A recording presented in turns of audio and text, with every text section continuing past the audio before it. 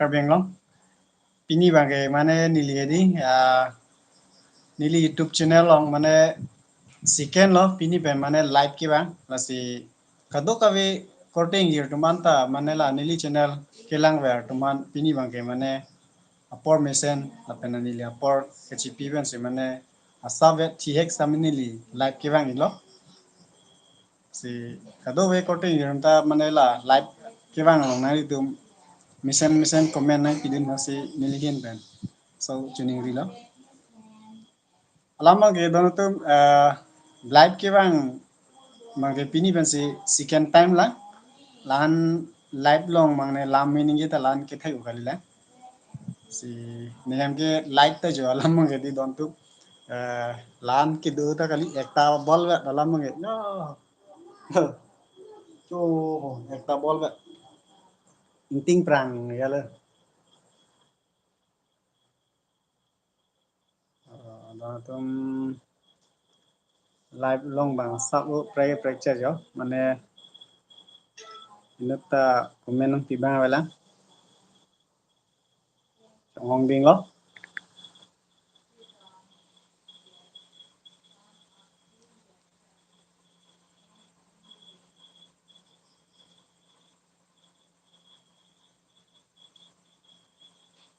online घंटा बग दो नहीं मला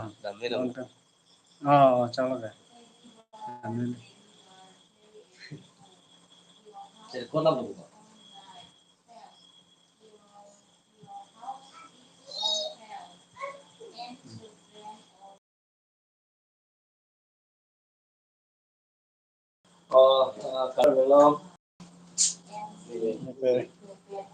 ya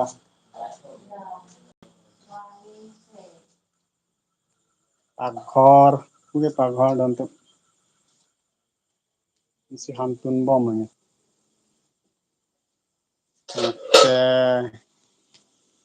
ya don tu langok non si tun bom lagi dei lamang ge so ok si mane non bangke kitun lo dak la bok bok lo bang okay yo bok bok bok bok lo han baklang lah bok bok pen lang ok yo la so lang ok si tun bo so pharu si chuan chom ye okay tham ke yo gas bang tin ta do puke gezong si igdat polote hedi puke theng bang tun nim lo sila live ke bang long bang sono don tu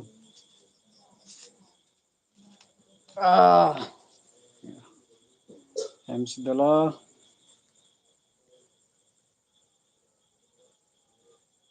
MC do yo mantap ayat kam klaim klo dalo hem ke thang kam be dalo ge yo